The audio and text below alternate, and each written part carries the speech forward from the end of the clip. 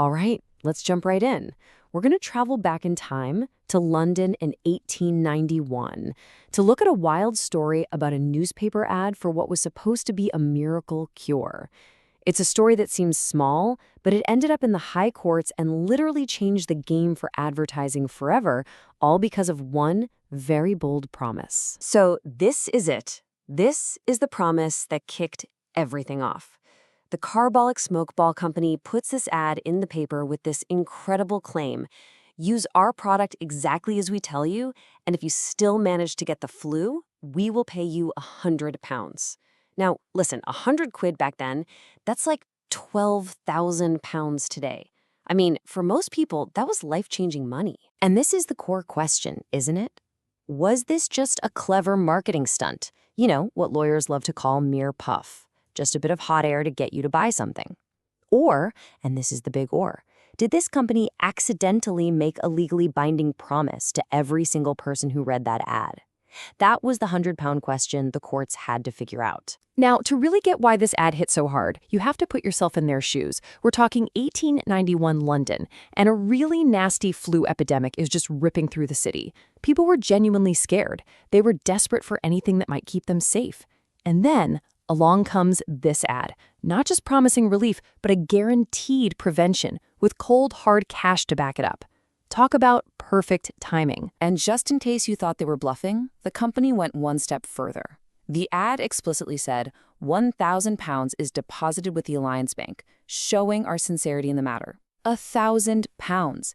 They were literally putting their money where their mouth was, showing everyone, hey, we are dead serious about this. Okay, so with a promise that big, someone was bound to test it, right? Well, let me introduce you to the person who did. An ordinary citizen named Mrs. Louisa Carlill, who had no idea she was about to walk right into the legal history books. So Mrs. Carlyle does everything by the book. She sees the ad, she buys the smoke ball, and she uses it religiously, 3 times a day for weeks on end, exactly like the instructions said. And then, yep, you guessed it, on January 17th, she gets sick. She gets the flu. So she does the logical thing. She writes to the company and says, okay, I'd like to claim my £100 now, please. And their response? A hard no. And that is where the real fight begins. Mrs. Carlill doesn't just back down. She sues them. And when they get to court, the Carbolic Smoke Ball Company doesn't just show up with one flimsy excuse. Oh no, they come armed to the teeth with 4 sophisticated legal arguments, totally confident they owed her nothing. Let's break them down. Okay, argument number 1. Their lawyers basically argued, come on, it's just an ad. They called it a mere puff, sales talk, marketing fluff. They claimed that no reasonable person would actually take it as a literal promise. It was just a gimmick to grab headlines. Next up, argument number 2. They said, look, a contract needs 2 specific people. You can't make a contract with the entire world, right? They claimed it was legally impossible. It's like shouting a promise into a crowded stadium and then saying you have a binding contract with every single person there. It's just not how the law works, or so they argued. Their third point is a classic from Contract Law 101. Usually, if I make you an offer, you have to tell me you accept it for us to have a deal. The company pointed out, hey, Mrs. Carlo never sent us a letter saying, I accept your challenge. So from their perspective, there was no official acceptance, which means no contract was ever formed. And for their final shot, they brought out the big legal concept of consideration. That's just a fancy way of saying both sides have to get some kind of value out of a deal.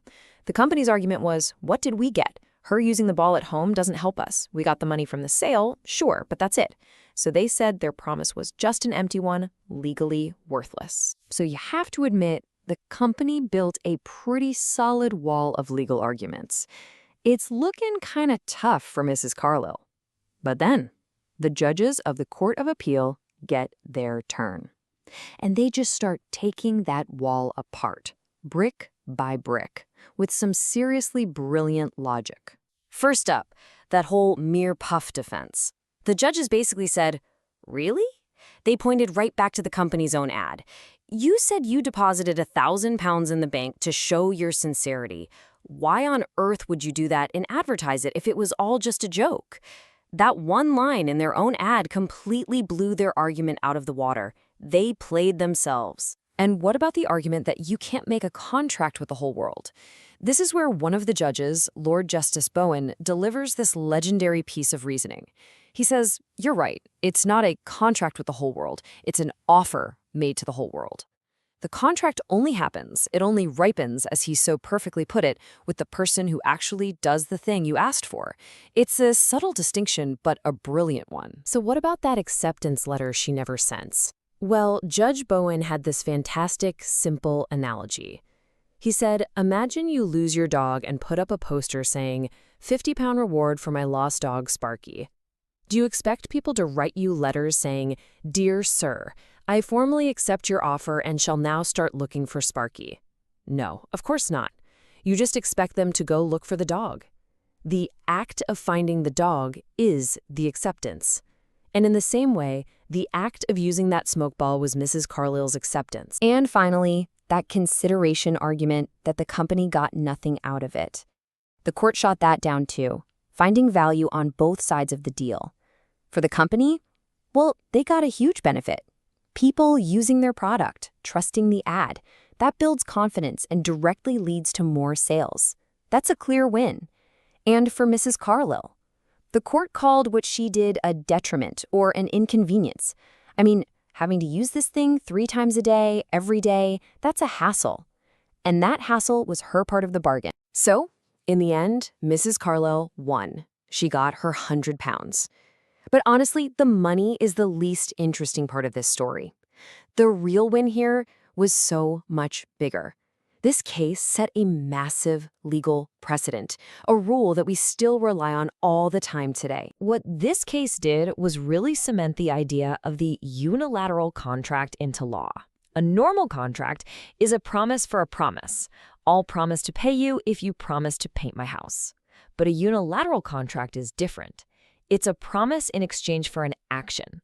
I promise to pay anyone who finds my dog, or wins this race, or uses my smoke ball and gets sick. You don't promise to do it, you accept the offer by actually doing it. So let's just boil it down to the new rules of the game this case gave us. Rule 1, an ad isn't just an ad. It can be a real binding offer if it's specific and shows you're serious. Rule 2, for these kinds of offers, doing the thing is the acceptance, no letter required.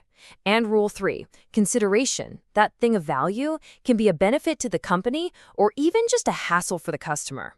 And I just love this quote from the head judge, Lord Justice Lindley.